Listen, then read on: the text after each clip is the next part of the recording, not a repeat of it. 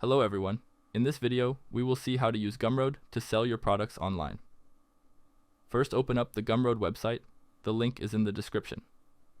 Now click on the Start Selling button as shown. Sign in or sign up to access your account. While logging in, you might need to authenticate your account to ensure its safety. Once you are on your homepage, click on Create your first product as shown. Now name your product. Select the category it belongs to. Enter the price of your product. Then click on Next. Now add details about your product. Write a description, add an URL to the product.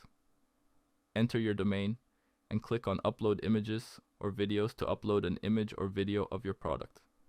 Select your call to action from the drop-down menu and add a summary of your product. Add additional details if you want to.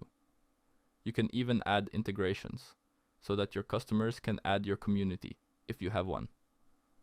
You can even allow your customers to pay what they want. You will be required to add a minimum amount and a suggested amount. You can even add variants if you want to, and add a shipping destination in case of a physical product. You can play with the settings according to your need. Once done, click on Save and Continue. Enter the product content if applicable, then click on Publish and Save, and your product will be live. If you found the video useful, consider subscribing. Thanks for watching, and I hope to see you again soon.